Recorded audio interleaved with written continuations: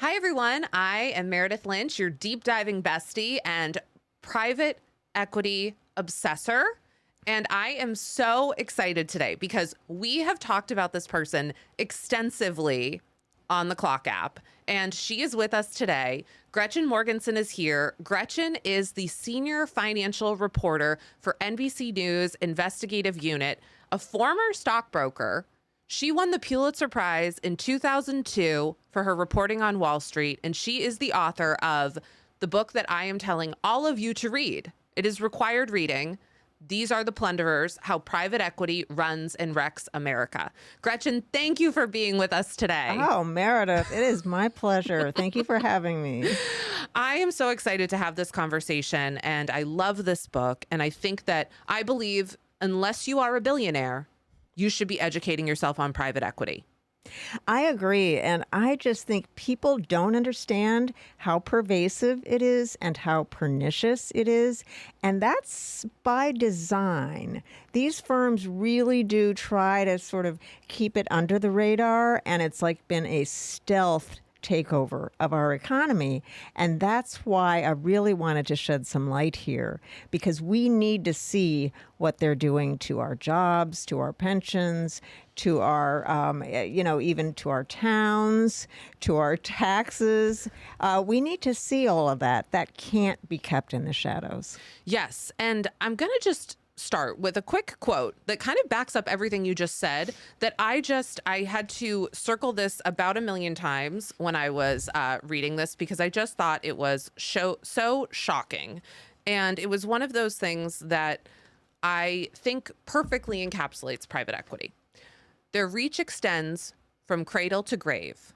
That coffee and donut you picked up on your way to work this morning, the pre-K learning center where you dropped off your kids, and the nursing home where your mom lives, the dentist's or dermatologist's office, the emergency room you visited, the ambulance that took you there, your favorite podcast, vacation timeshare, online betting platform, pet care provider, supermarket, even your rental home or apartment, all may well be owned and overseen by private equity firms that maximize for profit while slashing workers, cutting necessary costs, and harming local, state, and federal taxpayers when the companies fail.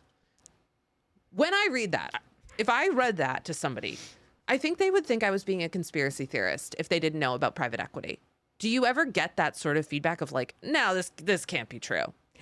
You know what I get more than this can't be true? Because unfortunately, we've seen how capitalism in this country has morphed into something that does not necessarily help the greatest number of people, which is what American capitalism should do and, had done for many, many, many decades. Mm-hmm. Unfortunately, people know that it's happening. Mm-hmm. They just don't know the extent of it. They don't know who these companies are. They don't know where they are. They don't know how they're interacting with them. So the things that I get from people are, well, so how many companies are owned by private equity? And these are very difficult numbers to get because they are private and they are secretive and they do not have to make government filings like, other big companies do. Sure. So that's what I get from people. It's more the, please give me the extent of it. And I say, I wish I could do better at that. But believe me, it's pervasive. So 40% of the nation's emergency departments in hospitals are run by private equity companies. 11% of nursing homes, and that's probably a low number. Mm-hmm. And so you have these glimpses of it, but we just yet do not have the full picture. Now, someone might say to you, no, my emergency room, I go to, this emergency room in my hospital. It's a hospital I've gone for years. My doctor works out of there. That's not owned by private equity. That emergency room can't be. But you're saying it could be. What I'm saying is they're actually managed by them. They're run by them. The hospital might still own it, but they're run by them. So the hospital says, come on in and help us run this emergency department. And so they do the business of the, cutting back on the patient care or ordering more tests than is needed because they will generate more revenue. Or in the most famous cases, charging surprise medical bills when you went to your hospital emergency department, thinking it was in your network, your insurance network, and learning that it wasn't because a private equity-backed company had carved out that particular unit of the hospital from the insurance coverage, making you pay thousands and thousands of dollars more than you would have otherwise. They're very creative about how they do these things. And it's, like I said, behind the scenes. When do people find out, oh my gosh, that emergency room visit was, not what I thought it was? People find out when they get home.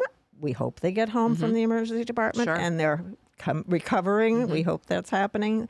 They open their bill and they say, what? Wait, what? This is my bill. And that's really what created the need, Meredith, for the No Surprises Act. Yes. Which Congress enacted in, I believe, 2021. The beginning of 2022 is when it started. And it really was simply a reaction to this very stealthy, creative way to make patients pay way more than they should in their emergency room visits. So if someone is at the emergency room, top of mind is usually not billing, right? Should you know if your emergency room is owned by private equity? Try to find out. Okay. I'm an investigative reporter. And for me to find out which hospitals have private equity running their emergency departments, it's hard for me to find that out. So a patient is not going to be able to find that out. One of the things I think that could help solve this issue, let's step back for a minute and talk about the private equity business model. Yes. That business model is, in my view, unsustainable. Okay. It requires, what they do is they buy a company, they load that company with debt, Right. heavy amounts of debt, in order to do the acquisition, the purchase. Right. Okay. But the private equity firm doesn't take the debt on. They put it on, pile it onto the company. So the company has now an increased cost of doing business. Okay. That's for starters. That makes it first unsustainable. So they have to cut costs. What's the biggest cost? Probably employees. Let's cut those costs. Let's make the employee who is doing a good job, let's make that person do 3 jobs. Sure. Okay. They also raid pensions often. So there will be, perhaps if it's an established company, they had a pension that has assets associated with it. They'll take that.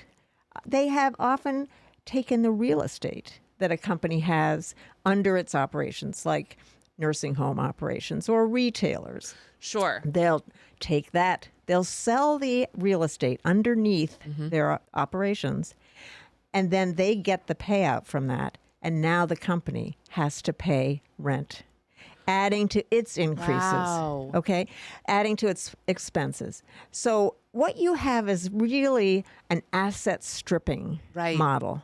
It's an extraction model. They extract whatever they can from these companies. And if they fail, they don't really get hurt because they have only put up about 1% to 2% of the money needed for the acquisition.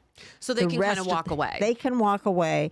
They don't like it when they fail because their investors are the ones whose money is really at stake here. Pension funds, institutional investors, endowments.